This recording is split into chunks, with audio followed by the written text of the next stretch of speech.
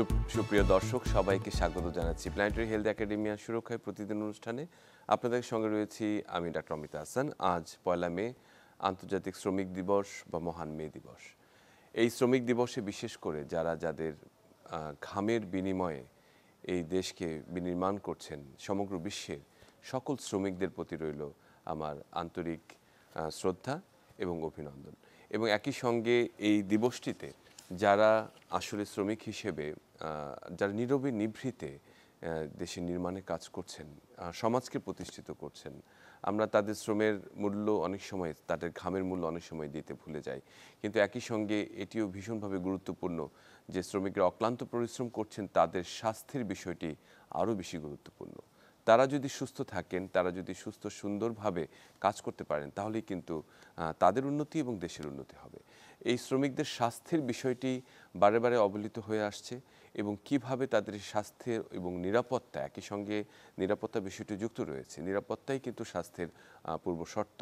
So এই নিরাপত্তা এবং স্বাস্থ্য কিভাবে আসলে তাদের জন্য নির্ধারিত হবে, এই বিষয়টি এখন বর্তমানে সংস্কারের যে সময় চলছে, তাদের যে শ্রম সংস্কারের যে বিষয়টি আসছে, সেখানেও একেবারে বিশেষভাবে প্রণিধানযোগ্য। এই সবগুলো বিষয় নিয়ে আজকের এই বিশেষ দিবসে আমরা কথা বলতে চাই। আমাদের সঙ্গে এই আলোচনায় যুক্ত আছেন ডক্টর হাসনাত আলমগীর, জনস্বাস্থ্যকর্মী, অধ্যাপক ও পরিচালক, research and wing, South East University এবং lead occupational health and safety committee, জাতীয় শ্রম সংস্কার কমিশন। আপনাকে স্বাগত ডক্টর আলমগীর। শুভ সকাল। আমাকে আমন্ত্রণ জানানোর জন্য ধন্যবাদ। অবশ্যই আজকের এই মহান মে দিবসে প্রথমে শুভেচ্ছা রইল বিশেষ করে যারা অগণিত বিশ্বের, যাদের ঘামে এই পৃথিবী এবং এই সমাজ নির্মিত হচ্ছে, তাদের প্রতি আমাদের শ্রদ্ধা। একই সঙ্গে আপনার কাছে আমি জানতে চাই যে বিশেষ করে এই শ্রমিকদের যে স্বাস্থ্য ও নিরাপত্তার যে বিষয়টি আসলে আছে, অনেক সময় কিন্তু এটা আমরা ভুলে যাই। প্রাতিষ্ঠানিকভাবে আমরা ভাবি বা যখন কেউ কাজ করতে আসে যে এটি তার একটি নিজস্ব বিষয়, তার নিরাপত্তার বিষয়টি ও নিজে দেখবেন বা তাদের স্বাস্থ্যের বিষয়টি আমাদের আওতাধীন নয়। এই বিষয়টা কিভাবে আসলে নির্ধারিত হয়? এই শ্রমিকের স্বাস্থ্য নিরাপত্তাকে কিভাবে আমরা ডিফাইন করতে পারি, সংজ্ঞায়িত করতে পারি? আচ্ছা, আমি আমার আলোচনার শুরুতেই আমার শ্রদ্ধা জানাচ্ছি বাংলাদেশের সেই সব কৃষক, মজুর, শ্রমিক যাদের ঘামের বিনিময়ে, যাদের পরিশ্রমে আমাদের দেশটা চলে, আমরা আমাদের অর্থনীতি বিনির্মাণ করি। আমি তাদের প্রতি শ্রদ্ধা জানাই যে শ্রমিক, মজুর, কৃষকরা সকালবেলা কাজে যায় এবং রাত্রেবেলা ঘরে ফিরে আসে না। তারা কর্মক্ষেত্রে বিভিন্ন সময়ে তাদের মৃত্যু হতে পারে, তারা বিভিন্নভাবে ইনজুরির সম্মুখীন হতে পারে, পঙ্গু হয়ে যেতে পারে এবং অনেক শ্রমিক হয়তো আপনার দীর্ঘমেয়াদী রোগ ব্যাধিতে ভোগেন। তো আমরা যারা সমাজের সুবিধাভোগী এবং রাষ্ট্র, তাদের জন্য তেমন কিছুই আমরা করিনি। তো এই জন্য আমি আজকের এই দিবসে আমি তাদেরকে শ্রদ্ধা জানাই এবং নিজেদের লজ্জা প্রকাশ করছি। তো আপনার প্রশ্নে ফিরে আসি যে একজন মানুষ, মোটামুটি প্রাপ্তবয়স্ক একজন মানুষ দিনের একটা লম্বা সময় কাজে থাকেন। কমপক্ষে 8 ঘন্টা তো থাকেনি, এর বেশিই থাকেন। তো স্বাভাবিকভাবেই দিনের 3 ভাগের 1 ভাগ বা আরও বেশি, এবং আপনি যদি 20-22-এও একটা ক্যারিয়ার শুরু করেন এবং 65 বা 60 পর্যন্ত কাজ করেন, 40 বছর ধরে আপনি একটা কাজ করছেন বা বিভিন্ন কাজ করছেন। কাজের একটা বড় ভূমিকা আছে স্বাস্থ্যের উপরে। তো এই জিনিসটা বাংলাদেশে আমরা এখন পর্যন্ত খুব ভালোভাবে অ্যাড্রেস করতে পারিনি যে কাজটা বা এমপ্লয়ারের রোলটা কী হবে, তার কাজটাকে কিভাবে এরকম কাজ করা যাবে যেন তার স্বাস্থ্য ক্ষতিগ্রস্ত না হয়। কারণ শ্রমিকের স্বাস্থ্য যদি আমরা ভালো না রাখতে পারি, তাহলে আমাদের প্রোডাক্টিভিটি কমে যাবে, ইকোনমিক গ্রোথ কমে যাবে, উৎপাদনশীলতা সব দিক দিয়েই আমরা ক্ষতিগ্রস্ত হব।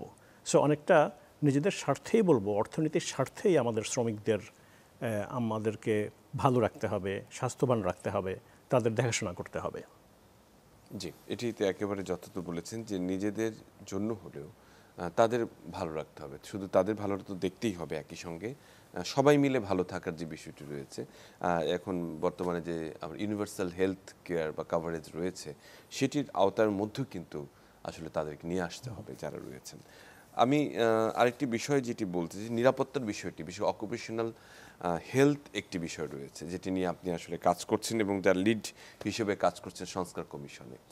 এই যে অকুপেশন বা এই পেশাগত যে স্বাস্থ্যটি রয়েছে এবং এর কিছু ঝুঁকি রয়েছে, বিশেষ করে ঝুঁকিপূর্ণ যে পেশা রয়েছে, সেই জায়গাগুলো আসলে বাংলাদেশের কোন কোন জায়গা আসলে রয়েছে যেখানে আসলে ঝুঁকিতে শ্রমিকরা কাজ করছে, এই যে বিষয়ে আসলে আপনারা কোনো চিন্তা করেছেন কিনা? আমি আপনার আগের প্রশ্নটা। প্রশ্নে একটু ফিরে যাই যে বাইরে কিন্তু আমরা দেখেছি যে এমপ্লয়াররা এমপ্লয়ীদের বিভিন্ন রকমের হেলথ স্কিমের আওতায় আনে, বিভিন্ন রকমের হেলথ ইন্স্যুরেন্স এমপ্লয়াররা দেয়, যেটা দিয়ে যারা চাকরি করে তাদের স্বাস্থ্যটা নিয়ে তাদের চিন্তাটা একটু কম থাকে। ওই কালচারটা বাংলাদেশে এখনও আমরা মানে এমপ্লয়ারদের যে দায়িত্বটা ওইটা আমরা ঠিকমতো যদি পালন করতাম তাহলে এই কর্মক্ষম একটা বড় জনগোষ্ঠীর স্বাস্থ্যের নিশ্চয়তাটা একটু হলেও হতো। মানে সরকারের উপর সব কিছু না চাপায়ে দিয়ে মালিক পক্ষ বা এমপ্লয়াররা যদি এই বিভিন্ন রকমের হেলথ স্কিমের আওতায় আনতে পারতো। আচ্ছা, আপনার দ্বিতীয় কোশ্চেনে ফিরে যায় যে ঝুঁকিগুলো কীরকম হতে পারে। হ্যাঁ, এটা ডিপেন্ড করে কোন সেক্টরে শ্রমিক কাজ করছেন এবং কোন পেশায় আছেন। এই ঝুঁকিগুলো সেক্টর অনুযায়ী ভ্যারি করতে পারে। তারপরে আবারও আমি বলবো যে আমাদের শ্রমিকের স্বাস্থ্য নিরাপত্তা এই আলোচনাগুলো এখন পর্যন্ত আপনার ম্যানুফ্যাকচারিং সেক্টরেই আটকে আছে, কিন্তু বাংলাদেশে এখনও প্রায় 36 মিলিয়ন লোক আসলে কৃষিকাজের সাথে জড়িত এবং প্রায় 22 মিলিয়নের মতো লোক সার্ভিস সেক্টরে জড়িত। তো কোনো একটা কারণে আমরা এই কৃষিকাজ এবং সার্ভিস ইন্ডাস্ট্রিটাকে এখনও আসলে কি বলবো হিসাবের মধ্যে আনি না। আমাদের এখন পর্যন্ত চিন্তাভাবনা হচ্ছে যেই শ্রমিক মানে ফ্যাক্টরিতে কাজ করে ওর ভিতরেই লিমিটেড। তো বিভিন্ন রকমের হ্যাজার্ড হতে পারে, ফিজিক্যাল হ্যাজার্ড হতে পারে, কেমিক্যাল হ্যাজার্ড হতে পারে, বায়োলজিক্যাল হ্যাজার্ড হতে পারে, তারপরে সাইকোসোশ্যাল হ্যাজার্ড হতে পারে। শ্রমিকদেরকে যদি আপনি মেন্টালি অনেক কি বলবো চাপের মধ্যে রাখেন, তাদের অ্যাংজাইটি, ডিপ্রেশন, বিভিন্ন রকমের মানসিক যে স্বাস্থ্য হতে পারে, এগুলো তো এগুলো এখন আমাদের হিসাবে আসে না। আমাদের হিসাবে এখনো কেটে যাওয়া, পুড়ে যাওয়া, তারপরে একেবারেই যে মেশিনের ইনজুরি, ফিজিক্যাল যে ইনজুরিগুলো রয়েছে সেগুলো তো সেক্টর অনুযায়ী ভ্যারি করতে পারে। একটা উদাহরণ হতে পারে, ধরেন যেই স্টোন ক্রাশিং ওয়ার্কার তাদের এক ধরনের ঝুঁকি হয়, চায়ের শ্রমিক তাদের আরেক ধরনের ঝুঁকি হয়, ইট ভাঙা শ্রমিকদের আরেক ধরনের ঝুঁকি হয়, আমরা যারা স্বাস্থ্যকর্মী আমাদের আরেক ধরনের ঝুঁকি হয়। ইভেন যারা সার্ভিস সেক্টরে কাজ করে, এডুকেশন বা ব্যাংকিং, এদেরও সারাদিন অফিসে বিভিন্ন রকমের চাপের মুখে থাকতে হয়। যেমন ধরেন সেলস টার্গেট পূরণ করতে হয় যার, তারও তো মানে অনেক চাপের মধ্যে থাকতে হয় যে প্রতি মাসে সেলস টার্গেট তাদের পূরণ করতে হবে। তো বিভিন্ন রকমের ঝুঁকি থাকতে পারে আর কি, পেশাগত ঝুঁকি রয়েছে।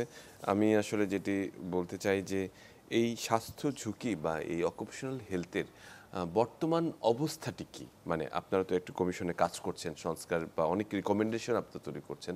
আমাদের দুটি বিষয় রয়েছে, একটি কাগজে কলমে লিখিত আইন যেটি আসলে বাস্তবিক অর্থে কতখানি প্রয়োগ হচ্ছে বা আমরা কোন অবস্থায় আছি আমরা যে বিশ্বের অন্য দেশের সাথে নিজেদেরকে তুলনা করি।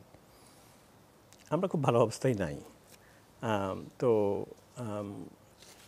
আমাদের কনস্টিটিউশনে বলা আছে, বেশ কয়েকটা আর্টিকেল আছে ওখানে, বাংলাদেশ লেবার অ্যাক্ট আছে, বিভিন্ন শ্রম নীতিমালা আছে। তো কাগজে কলমে যেটা আপনি বললেন, কাগজে কলমে আমরা একেবারে খারাপ নাই, কিন্তু বাস্তবে যেই ঘটনাগুলো আমাদের চারপাশে ঘটে এটার সাথে মেলে না আর কি আমাদের যে কাগজ কলমের যে নীতিমালা আইন আছে।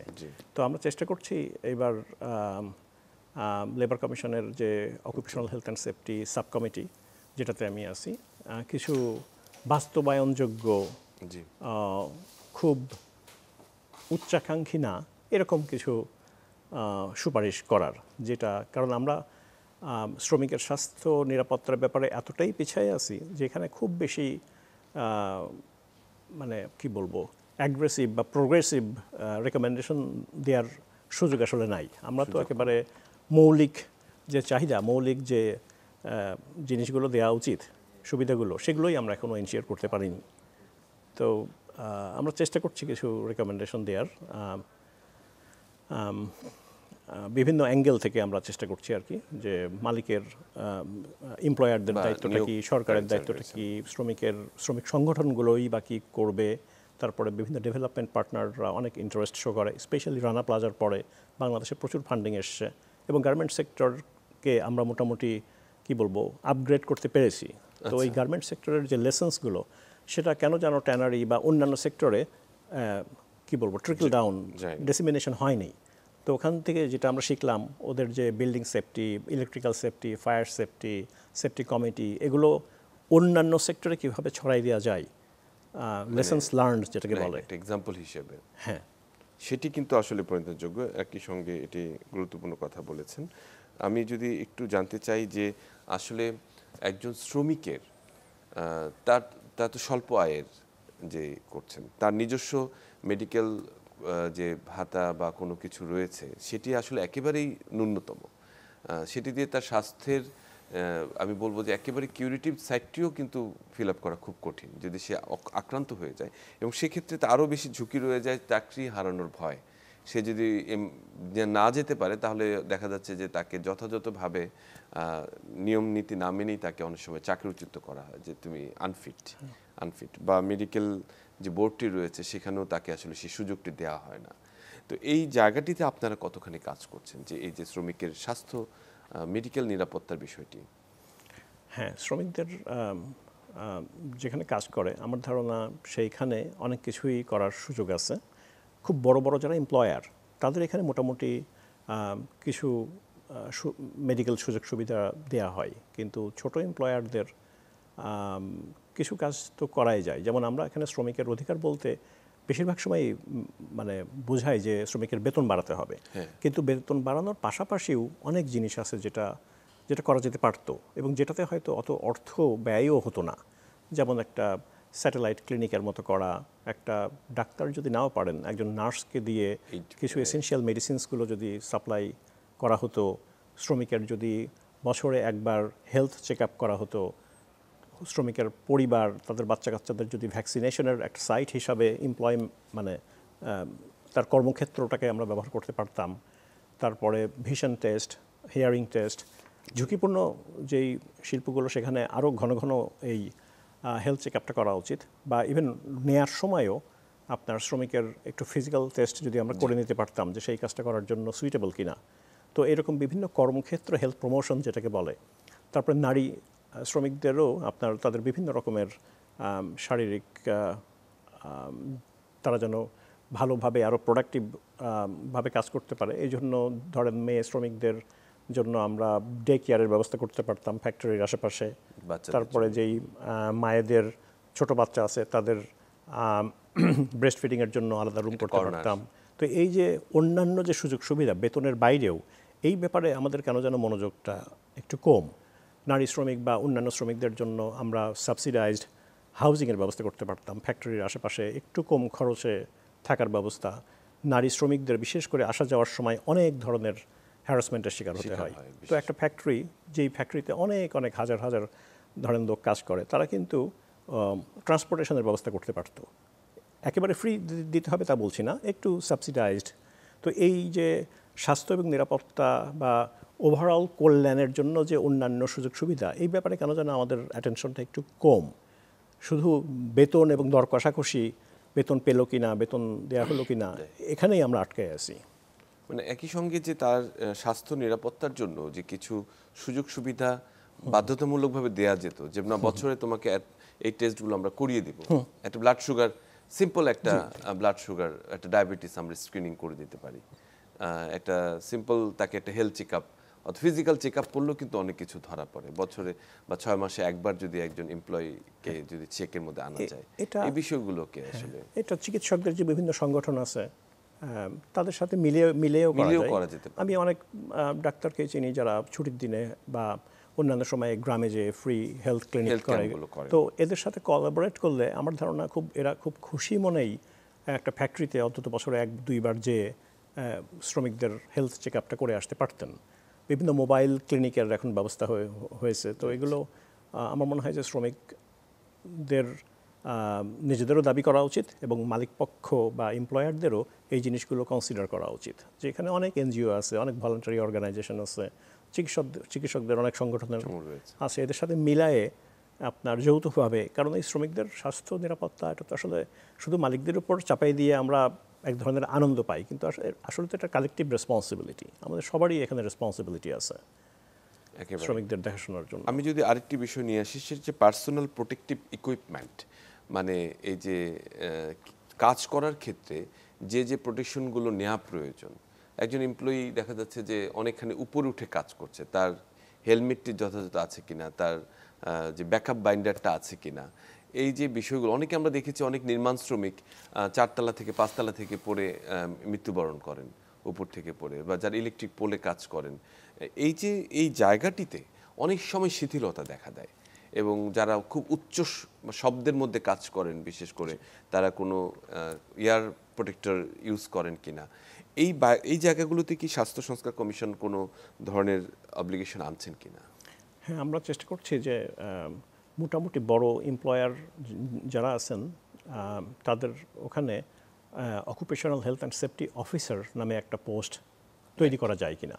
কারণ কাউকে যদি আপনি দায়িত্ব না দেন, তাহলে আসলে এই জিনিসগুলো এই যে অফিসার বা কর্মকর্তার পদটা আমরা সৃষ্টি করতে চাচ্ছি, তার কাজই হবে শ্রমিকদের এই occupational health and safety planning থেকে শুরু করে মনিটরিং থেকে শুরু করে রিপোর্ট রাইটিং। একজনকে আসলে দায়িত্ব দিতে হবে এবং তাকে ওয়েল ট্রেইনড হতে হবে।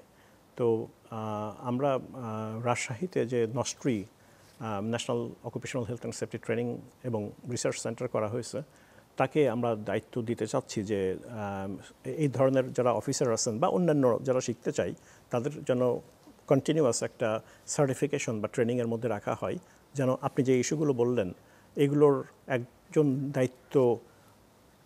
দায়িত্ববান একজন লোক থাকেন। কারণ সেফটি কমিটিটা আমরা দেখছি যে ঠিকমতো কাজ করছে না। সেফটি কমিটিতে শ্রমিকদের রিপ্রেজেন্টেশনটা ঠিকমতো হয় নাই, কারণ ওই দেখা যায় যে এমপ্লয়াররা আপনার শ্রমিকদের যথাযথভাবে ওই কমিটিতে দায়িত্ব পালন করতে দেন না, অথবা যারা তাদের পক্ষে কথা বলবেন তাদেরকেই দায়িত্ব দেওয়া হয়।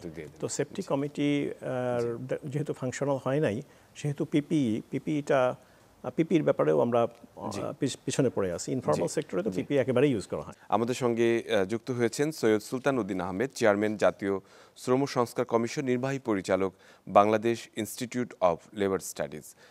সৈয়দ সুলতান, আপনাকে স্বাগত আমাদের অনুষ্ঠানে। আপনাদেরকেও স্বাগত। জি জি, ধন্যবাদ জানাচ্ছি আমাকে এই অনুষ্ঠানে কথা বলার সুযোগ দেওয়ার জন্য আজকে মহান মে দিবসের সকালে, এবং আপনাদের মাধ্যমে বাংলাদেশের সকল শ্রমজীবী মানুষ এবং সমস্ত মানুষের জনগণের কাছে আমি মে দিবসের শুভেচ্ছা জানাচ্ছি। জি, অবশ্যই, আমরা অবশ্যই সেটাই বলছি। একই সঙ্গে আমি আপনার কাছে জানতে চাই, এই আজকের এই বিশেষ দিবসে, বিশেষ করে এই দেশের মেহনতি মানুষ যাদের ঘামে আসলে বিন্দু বিন্দু ঘামে গড়া আমাদের এই বাংলাদেশ, তাদের জন্য জাতীয় শ্রম সংস্কার কমিশনের চেয়ারম্যান হিসেবে যে আপনি যে অনুভব করছেন, বিশেষ করে স্বাস্থ্য ও নিরাপত্তার যে বিষয়টি রয়েছে, সেটি আসলে শ্রম সংস্কার কমিশনে কিভাবে এসেছে? সংস্কারের কোনো আলোকরেখাকে আমরা দেখতে পাই কিনা? অনেক ধন্যবাদ। আপনার খুবই গুরুত্বপূর্ণ একটি বিষয় নিয়ে আজকে আলোচনা করেছেন। এটি খুব বেশি আলোচনাও কিন্তু হয় না, এটিতে খুব বেশি গুরুত্ব পায় তা না কিন্তু আলোচনার সময়। জি, বিশেষ করে যখন কোনো বড় দুর্ঘটনা ঘটে, তখনই শ্রমিকদের স্বাস্থ্য নিরাপত্তার ব্যাপারটা সামনে আসে। তারপর আমরা ভুলে যাই, যেমন অনেক কিছুই আমরা ভুলে যাই। তো এই জন্য একটা ধন্যবাদ জানাচ্ছি যে অনেক অন্য বিষয় বাদ দিয়ে এটিকে আপনারা আজকে বিষয় হিসেবে নির্বাচন করেছেন। শ্রম সংস্কার কমিশন যে কয়েকটি মৌলিক সুপারিশ দিয়েছে, দেখবেন আমরা অনেকগুলো সুপারিশ আমরা নাম্বারই দিইনি, এত সুপারিশ এসেছে, কারণ শ্রমজীবী মানুষের সমস্যা অনেক। 8 কোটি শ্রমিক, তাদের প্রত্যেকটা পেশার কিছু না কিছু সমস্যা বিদ্যমান আছে, কিন্তু কতগুলো আছে যেগুলো সাধারণ সমস্যা, যেগুলো সবার জন্য, সবাইকে কোনো না কোনো ভাবে ক্ষতিগ্রস্ত করে, প্রভাবিত করে। তার মধ্যে একটি হচ্ছে পেশাগত স্বাস্থ্য নিরাপত্তা এবং সাধারণ স্বাস্থ্য। তো আমরা যে সমস্ত সুপারিশের নির্যাস হিসেবে 25টা সুপারিশ দিয়েছি। জি।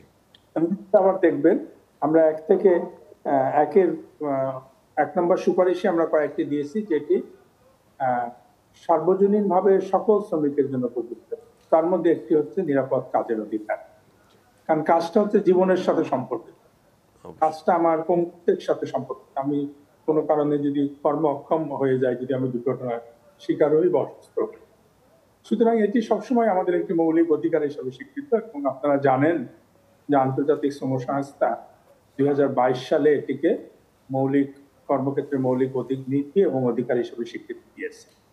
তো সুতরাং সেক্ষেত্রে আমরা কিন্তু এটাকে খুব গুরুত্ব দিয়ে একটি মৌলিক অধিকার হিসাবে এবং সবার জন্য প্রযোজ্য যাতে হয়, সবার জন্য একটা নিরাপদ কাজের অধিকার যাতে হয় সেটি বলেছি। এখনো শ্রম আইনে যে নিরাপদ কাজের যেটুকু বিদ্যমান আছে সেটুকু কিন্তু শুধু প্রাতিষ্ঠানিক সেক্টরের জন্য, এবং আমার প্রাতিষ্ঠানিক সেক্টরের মধ্যেও যারা বিভিন্ন উচ্চ পদে আছে তারা কিন্তু এটার অংশ না, এই সুরক্ষার অংশ না। সুতরাং আমরা প্রথমেই বলেছি যে পেশাগত স্বাস্থ্য নিরাপদ কাজ এটি সবার মৌলিক অধিকার হিসেবে স্বীকৃত এবং এটি সবার জন্য প্রযোজ্য হতে হবে। সে দিনমজুর নাকি সে গৃহ শ্রমিক, না সে কোনো বহুজাতিক কোম্পানিতে কাজ করে, নাকি সে কোনো কারখানায় কাজ করে। এটি হচ্ছে আমাদের প্রথমত 1 নম্বর সুপারিশ।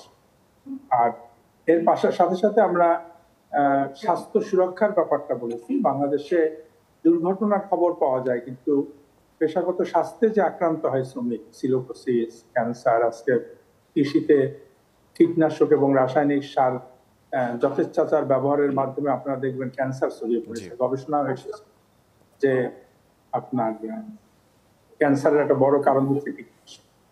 তো এটা আমরা কিন্তু বলেছি যে এখানে একটি কেন্দ্রীয় পরীক্ষাগার থাকতে হবে, স্বাস্থ্য পরীক্ষা, যেখানে শ্রমিকদের পেশাগত স্বাস্থ্যের যে কাজের জন্য যে স্বাস্থ্যের প্রভাব পড়ে সেটি যেন চিহ্নিত করা যায়, শনাক্ত করা যায়।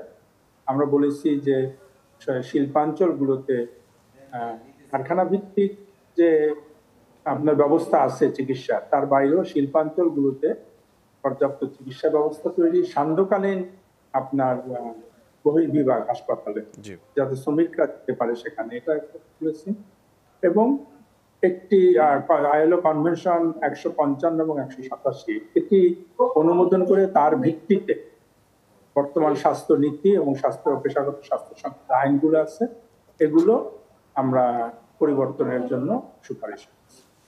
ধন্যবাদ আপনাকে। জি, একই সঙ্গে আমি আপনার কাছে জানতে চাই যে আমাদের শ্রমিকদের বিশাল একটি অংশ নারী শ্রমিক, গার্মেন্টস সেক্টরগুলোতে এবং বিভিন্ন অন্যান্য জায়গাগুলোতে কিন্তু নারী শ্রমিকরা ব্যাপকভাবে তাদের অংশগ্রহণ বেড়েছে, তারা কাজ করছে, বড় একটি অংশ। নারীদের স্বাস্থ্যের বিষয়ক একটি আলাদা যত্ন দরকার, বিশেষ করে তাদের মাতৃত্বকালীন ছুটির সময় তাদের প্রয়োজন, তাদের অসুস্থতা, শারীরিক অসুস্থতার ক্ষেত্রে সেটি প্রয়োজন। এই জায়গাটিকে আসলে কতখানি গুরুত্ব সহকারে দেখা হচ্ছে স্বাস্থ্য সংস্থা কমিশন, এবং এই বিষয়ে কোনো ধরনের রিকমেন্ডেশন রয়েছে কিনা আপনাদের? আমরা যে রিকমেন্ডেশন বলেছি যে মাতৃত্বকালীন সুরক্ষা, এটা যেন প্রথমত সবার জন্য করা হয়। আপনি জানেন যে এই সুরক্ষা এখন সরকারি অফিসের 6 মাস এবং সেখানে অস্থায়ী কর্মচারীরা পায় না, আর ব্যক্তি খাতে 4 মাস, আর অপ্রাতিষ্ঠানিক সেক্টরের শ্রমিকরা কোনো কিছুই পায় না। ইভেন কি সিটি কর্পোরেশনের যে পরিচ্ছন্নতা কর্মী আছে অস্থায়ী শ্রমিক হিসাবে, তারাও কিন্তু কোনো মাতৃত্ব সুরক্ষা পায় না। আমরা বলছি সবার জন্য 6 মাসের মাতৃত্বকালীন সুরক্ষা এবং অন্যান্য পরিচর্যা হয় সেটার ব্যবস্থা, এবং এটা 2 বছর পর্যন্ত বাড়ানো যেতে পারে যদি শ্রমিক চায় বিনা বেতনে, এবং তাকে অন্যান্য ভাবে সুবিধা দেওয়া। সরকারের যে সামাজিক নিরাপত্তা কর্মসূচি, তার অধীনে যেন একটা সার্বজনীন মাতৃত্বকালীন সুরক্ষা কর্মসূচি গ্রহণ করা হয়। এটি একটি স্বাস্থ্য বীমার আমরা একটা প্রস্তাব দিয়েছি যে অলাভজনক ভাবে একটি স্বাস্থ্য বীমা প্রকল্প চালু করা, যেখানে যাদের একটু সামর্থ্য আছে তারা যেন যুক্ত হতে পারে, যাদের সামর্থ্য নেই তাদেরকে সরকার বিভিন্ন প্রণোদনার মাধ্যমে যেন যুক্ত করতে পারে। অর্থাৎ আপনারা আমাদের কমিশন রিপোর্টে যদি নারীর ব্যাপারে আমরা যে সুপারিশগুলো করেছি সেখানে নারী স্বাস্থ্য একটা বড় অংশ, হ্যাঁ, এবং এটিকে সবার জন্য, আমি আবারও বারেবারই আমি বলতেছি যে আমাদের স্বাস্থ্য শ্রমিকের স্বাস্থ্য সবচেয়ে উপেক্ষিত এবং অবহেলিত একটা ব্যাপার, কিন্তু শ্রমিকের স্বাস্থ্য দেশের সম্পদ, এটা তার মৌলিক অধিকার, তার এবং তার পরিবারের আয়ের একমাত্র ভরসা। একদিন অসুস্থ হয়ে গেলে একটা বাড়িতে একজন রিক্সাওয়ালার আপনার হাত খাওয়া বন্ধ হয়ে যায়, জি এবং এটা দেশের এবং শিল্পের জন্য শক্তি। একটি মাথায় রেখেই আমাদের, একটি বিবেচনায় রেখেই আমাদেরকে এই কাজগুলো এগিয়ে দিতে হবে। জি, অসংখ্য ধন্যবাদ। একই সঙ্গে আরেকটি বিষয় আমি যদি একটু জানতে চাই, যে কথাটি আপনি শুরুতে বলেছিলেন যে যে জায়গাটিতে তারা কাজ করবে, যে বিল্ডিং অথবা যে প্রতিষ্ঠান, দেখা গেছে পুরনো ঢাকার অনেক কেমিক্যাল ফ্যাক্টরিতে আগুন ধরছে কিন্তু এর কোনো সুরাহা হয়নি, আবার পুনরায় একইভাবে সেটি কাজ শুরু হয়েছে। এতেও কিন্তু শ্রমিকদের নিরাপত্তাটি বিঘ্নিত হচ্ছে, এবং পার্সোনাল প্রোটেক্টিভ ইকুইপমেন্ট যেটি তাদের সুরক্ষিত করবে কাজের জায়গাটিতে, এই জায়গায় একেবারে আইনগতভাবে কোনো শক্তিশালী শাস্তির ব্যবস্থা রাখার বা এ ধরনের কোনো রিকমেন্ডেশন বা সুপারিশ আপনারা করেছেন কিনা? আমরা বলছি যে অতীতের সমস্ত দুর্ঘটনাগুলো, অনেকগুলোই আমরা দুর্ঘটনা বলি না, হ্যাঁ, অনেকগুলো আমরা বলি হত্যাকাণ্ড। একেবারে তো সেগুলো তদন্ত রিপোর্ট গুলো জনসমক্ষে প্রকাশ করা এবং সেই তদন্তের আলোকে কি কি ব্যবস্থা নেওয়া হয়েছে বা হয়নি সেটি যেন প্রকাশ করা হয় এবং তার আলোকে ব্যবস্থা গ্রহণ করা। আর একটা যেটা বলেছি আমরা যে এই এই দুর্ঘটনাগুলো প্রতিনিয়ত ঘটার একটা বড় কারণ হচ্ছে বিচারহীনতার সংস্কৃতি, জি যে কোনো দুর্ঘটনা বিচার হয় না। আমরা চাই না যে কোনো নির্দোষ কেউ শাস্তি পাক, কিন্তু যারা এই ধরনের বড় বড় বিপর্যয়ের জন্য দায়ী তাদেরকে বিচারের আওতায় না আনতে পারলে কিন্তু এই ব্যবস্থাটা উন্নয়ন হবে না। তো সুতরাং এই যতগুলো ঘটনা ঘটেছে সেগুলো একটা তদন্ত হওয়া দরকার, এবং সেই তদন্তের রিপোর্টের ভিত্তিতে আমাদের সেই অভিজ্ঞতা তো কাজে লাগে। একটা ঘটনা কেন ঘটেছিল এটা যদি মানুষ জানে তাহলে 10টা ঘটনা এড়ানো যায়।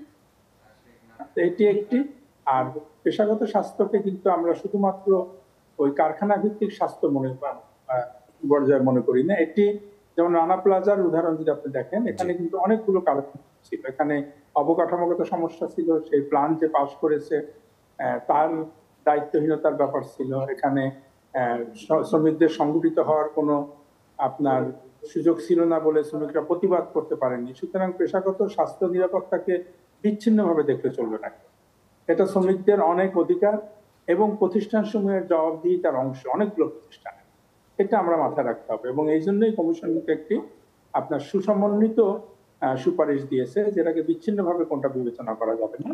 আমরা পরিদর্শন বিভাগের জবাবদিহিতার ব্যাপারটা করেছি, যে একটি সামাজিক সংলাপ ফোরাম হবে, সেখানে সেটা একটি পরামর্শ কমিটি হিসাবেও কাজ করবে, যাতে সেখানে পরিদর্শক কমিটির প্রতি 3 মাস পর পর প্রতিবেদন জমা দিতে পারে, কোথায় কোথায় তারা কি কি ধরনের ঝুঁকির বিরুদ্ধে কি ধরনের আপনার কার্যক্রম গ্রহণ করেছে। এভাবে একটা জবাবদিহিতার সংস্কৃতি যদি তৈরি না করা যায় এবং অংশগ্রহণের সংস্কৃতি, অর্থাৎ শ্রমিক যেন নিজেই অংশগ্রহণ করতে পারে সেফটি কমিটির মাধ্যমে, হ্যাঁ, কারখানা পর্যায়ে, প্রাতিষ্ঠানিক পর্যায়ে আমরা বলেছি এলাকা ভিত্তিক সেফটি কমিটির কথা, যে যাতে কমিউনিটি, মালিক, শ্রমিক এবং স্থানীয় প্রশাসন তারা একত্র হয়ে যেন এলাকা ভিত্তিক একটা নিরাপত্তা বলয় তৈরি করতে পারে, যেটা আমরা দেখেছি বিভিন্ন সময় পুরনো ঢাকায়। এই সেফটি কমিটিগুলো অর্থাৎ এখনকার সময় কিন্তু আপনি সবকিছু পরিদর্শন করে পাবেন, আপনাকে অবশ্যই অংশগ্রহণের সুযোগ দিতে হবে, যাতে মানুষ আগে যারা ব্যবহার করে, যারা কাজে আসছে, যারা ঝুঁকির মধ্যে থাকে, তারা যেন বলতে পারে যে আমরা কোথায় কোথায় ঝুঁকি আছে, কোথায় কোথায় নিরাপত্তা নিশ্চিত করব। এই জন্য আমরা সেফটি কমিটির সুযোগ নিয়েছি। জি, খুবই চমৎকার করে আসলে বললেন। একই সঙ্গে সর্বশেষ একটি বিষয় জানতে চাই, সেটি করে আমি হয়তো আপনার সাথে আমি শেষ করব। সেটি হচ্ছে যে অগণিত শ্রমিক যারা নাকি আসলে বিভিন্ন রকম কোনো এমপ্লয়েড নয়, বিশেষ করে ডক্টর হাসানুর বললেন যে যারা কৃষি খাতে যারা কাজ করছেন, বিশাল একটি অংশ তারা করছেন কিন্তু তারা আনএমপ্লয়েড। একই রকম নির্মাণ শ্রমিক যারা রয়েছেন তারা প্রতিদিনের কাজ প্রতিদিন জোগাড় করে নিচ্ছেন, যে যারা রিক্সা চালাচ্ছেন তাদের আর প্রতিদিনের কাজ প্রতিদিন জোগাড় করে নিচ্ছেন। এই যে একটি ভাসমান যে শ্রমিক গোষ্ঠী রয়েছে, যাদেরকে কোনো কারখানার আওতায় আনা যাচ্ছে না, তাদেরকে একত্রিত করার কোনো ধরনের বা রিকমেন্ড করার কোনো ধরনের পরিকল্পনা সুপারিশ করেছেন কিনা, বা তাদেরকে কিভাবে স্বাস্থ্য ঝুঁকির মানে মুক্ত করা যায়? বললাম যে কমিউনিটি ভিত্তিক স্বাস্থ্য কমিটি, পেশাগত স্বাস্থ্য নিরাপত্তা কমিটি, যেটা আইনে আছে কারখানা পর্যায়ে, আমরা সেটাকে কারখানা এবং প্রতিষ্ঠান পর্যায়ে, অর্থাৎ এক একটা এলাকায় ক্লাস্টার করে করা। কিন্তু বহু দুর্ঘটনা ঘটে যেটা রিপোর্ট হয় না। ছোট ছোট দুর্ঘটনা কিন্তু অনেক, যেমন ছোট ছোট ম্যানুফ্যাকচারিং লেদ মেশিন, যেটা জি রিরোলিং মেশিন, জি তারপর এলাকা ভিত্তিক যে প্লাস্টিক কারখানাগুলো ছোট ছোট, এগুলো কমিউনিটি এনগেজমেন্ট ছাড়া কিন্তু বন্ধ করে উন্নয়ন করা খুব মুশকিল। জি এটা আমরা একটা বলছি। আর পাশাপাশি আপনি যেটা বললেন যে সংগঠিত হয়, এখানে আমরা জোর দিয়েছি ইউনিয়নে করার যে শর্তগুলো আছে শর্তগুলো শিথিল করা। অর্থাৎ কৃষি ক্ষেত্রে ইউনিয়ন পরিষদ ভিত্তিক 100 জন শ্রমিক একাত্র হলে কৃষি শ্রমিক ইউনিয়ন গঠন করতে পারবে। অপ্রাতিষ্ঠানিক শ্রমিকদের 50 জন একাত্তর ইউনিয়ন গঠন করতে পারবে। অর্থাৎ শ্রমিকদের যদি সংগঠিত করার মাধ্যমে সচেতন, সক্রিয় এবং সোচ্চার না করা যায়, তাদের যদি ক্ষমতায়ন না করা যায়, তাহলে কিন্তু শুধুমাত্র পরিদর্শন এবং আইনের পরিবর্তন করে কিন্তু কোন লাভ হবে? এই স্বাস্থ্য। আর আহ, শেষে আমি যেটা বলবো, প্রথমে যেটা বলেছিলাম যে শ্রমিকের স্বাস্থ্য তার অধিকার এবং পরিবারের আয়ের নির্ভরতা, আর শিল্প এবং রাষ্ট্রের জন্য এটা সম্পদ এবং শক্তি। এটাকে বিবেচনা রেখে আমাদের এই যে উপেক্ষার যে সংস্কৃতি শ্রমিকদের স্বাস্থ্যের প্রতি, জি এটি আমাদের বন্ধ করতে হবে এবং এর একটা রূপান্তর ঘটাতে হবে, অধিকার ভিত্তিক একটি ব্যবস্থা তৈরি করতে হবে। আর পেশাগত স্বাস্থ্যের পাশাপাশি সাধারণ স্বাস্থ্যের যে দুর্বলতা আমাদের দেশে আছে, একজন শ্রমজীবী মানুষ একটা দেখা যায় যে একটা পেট স্ক্যান করতে সরকারি হাসপাতালেই 25,000 টাকা মতো দরকার হয়, কোথায় পাবে সে? জি এই এটা আমরা বলেছি যে শ্রমজীবী মানুষের জন্য একটা স্বাস্থ্য কার্ড থাকবে এবং তার জন্য সবার জন্য এটা আসলে হওয়া উচিত বিনামূল্যে। শ্রমজীবী মানুষের জন্য লক্ষ্য একটি কেন্দ্রিক প্রকল্প থাকা উচিত। জি অসংখ্য ধন্যবাদ সৈয়দ সুলতান উদ্দিন আহমেদ আমাদের সাথে যুক্ত থাকার জন্য। ধন্যবাদ, জি খুব ভালো লাগলো। জি ভালো থাকবেন। অসংখ্য ধন্যবাদ ডক্টর হাসনাত এম আলমগীর। আমরা এতক্ষণ আমাদের নির্বাহী যিনি চেয়ারম্যান রয়েছেন যাদের সমস্ত, ওনার কাছ থেকে বেশ কিছু আশার কথা শুনলাম। একই সঙ্গে আপনার কাছে যে বিষয়টি আমাদের হাতে একেবারে শেষ পর্যায়ে যেটি জানতে চাই সেটি হচ্ছে যে মূলত যারা কর্মক্ষমতা হারান, বিশেষ করে পেশাগত কাজে কাজ করতে যেয়ে দেখা গেল পা হারাচ্ছেন, অনেকে কর্মহীন হয়ে পড়ছেন, অনেকে মৃত্যুবরণ করছেন, তাদের ক্ষেত্রে আসলে আইন কি বলে? তাদের ক্ষতিপূরণের ক্ষেত্রে যে নিয়োগকারী কর্মকর্তা রয়েছেন তারা কি কোনো ধরনের ক্ষতিপূরণ দিয়ে থাকেন কিনা, বা লেবার ল কি বলে আসলে আমাদের বর্তমানে? আমরা পাবলিক হেলথে প্রাইমারি, সেকেন্ডারি আর টার্সিয়ারি প্রিভেনশনের কথা বলি। প্রাইমারিটা হচ্ছে আপনার যেন ইনজুরি বা কোনো ক্ষতি না হয়। সেকেন্ডারি হচ্ছে অসুস্থ হওয়ার পরে চিকিৎসার যে ব্যবস্থাটা। আর আপনি যেটা বললেন এটা টার্সিয়ারি, মানে হয়ে যাওয়ার পরে, অসুস্থ হয়ে যাওয়ার পরে টার্সিয়ারি পর্যায়ে আমরা বলবো যে একেবারেই দুর্বল। আবারও বলি, কাগজে কলমে আমাদের ক্ষতিপূরণের ব্যবস্থা আছে, কিন্তু এটা প্রমাণ করা এবং এটা পাওয়ার প্রসিডিওরটা এতটা লম্বা এবং জটিল যে খুব বেশি ঘটনা কথা আমরা শুনি না যেখানে শ্রমিক তার প্রাপ্য ক্ষতিপূরণ পেয়েছে। তো এমপ্লয়ারদের দায়িত্বের কথা যখন আমরা বলি তখন আমাদের এটাও বলা উচিত যে যেই শ্রমিক ডিসেবল হয়ে যায় তাকে যদি সম্ভব হয় তাকে রিট্রেনিং করে, ওয়ার্কপ্লেস মডিফিকেশন করে এই ওয়ার্কার্স উইথ ডিসেবিলিটিদেরকে বিভিন্ন অন্য কাজে যেগুলো তারা করতে পারবে এরকম একটা সুযোগ সৃষ্টি করা, এটাও আমি মনে করি যে এটা সম্ভব। পুনর্বাসন করা, হ্যাঁ। সিআরপির মতো প্রতিষ্ঠান যারা ভালো ভালো কাজ করছে তাদের সাথে যৌথভাবে বিজিএমইএ এরকম একটা ডাটাবেস তৈরি করে ওদেরকে রিএমপ্লয়মেন্ট করা যায় কিনা, জি এদিকেও আমাদের আসলে নজর দিতে হবে, সেটিও আসলে আসা উচিত। আপনাকে অসংখ্য ধন্যবাদ ডক্টর হাসনাত এম আলমগীর আমাদের সাথে যুক্ত থাকার জন্য, এবং আজকের এই মহান মে দিবসে, শ্রমিক দিবসে অনেক গুরুত্বপূর্ণ তথ্য আমাদেরকে দিয়েছেন। শ্রমিকদের যেটি স্বাস্থ্যের এবং তাদের নিরাপত্তার জন্য অবশ্যই ভবিষ্যতে কার্যকরী হবে। থ্যাংক ইউ, আপনাকে ধন্যবাদ। চ্যানেল 24কে এই অনুষ্ঠান আয়োজন করার জন্য ধন্যবাদ। সুপ্রিয় দর্শক, আজকের এই মহান মে দিবসে আমরা আরেকবার শুভেচ্ছা জানাচ্ছি এবং শ্রদ্ধা জ্ঞাপন করছি আমাদের শ্রমিকদের, বা যারা কর্মক্ষম, যারা তাদের ঘামের বিনিময়ে আমাদেরকে নির্মাণ করছেন এই দেশ এবং স্বদেশ, সবাইকে। এবং একই বিষয়ে শ্রমিকদের স্বাস্থ্যগত, পেশাগত যে স্বাস্থ্য রয়েছে এবং একই সঙ্গে তাদের নিরাপত্তার বিষয়টি ভীষণভাবে জরুরিভাবে উঠে এসেছে আজকের আলোচনায়, যে তাদের কাজকর্মকে যদি আমরা নির্বিঘ্ন করতে চাই তাহলে তাদের স্বাস্থ্যের নিরাপত্তাটি আমাদেরকে নিশ্চিত করতে হবে। এবং সে বিষয়ে শ্রম সংস্কার যে কমিশন রয়েছে তারাও খুব গুরুত্বপূর্ণ সুপারিশ করেছেন তাদের এই স্বাস্থ্যের জায়গাটিকে সুরক্ষিত রাখার জন্য। এবং আমরা আশা করছি যে আমাদের এই সমাজ, আমাদের সমাজের মানুষ সবাই আমরা একই অংশ, সবারই একটি দায়িত্ব রয়েছে সেই জায়গাটিতে কাজ করার। রাষ্ট্র এবং মানুষ, সমাজ সবাই মিলে তাদের স্বার্থটি এবং তাদের স্বাস্থ্য নিরাপত্তার বিষয়টি সুরক্ষিত করবেন। এই প্রত্যাশা থাকলো আজকের এই দিবসে। সবাই ভালো থাকবেন, সুস্থ থাকবেন।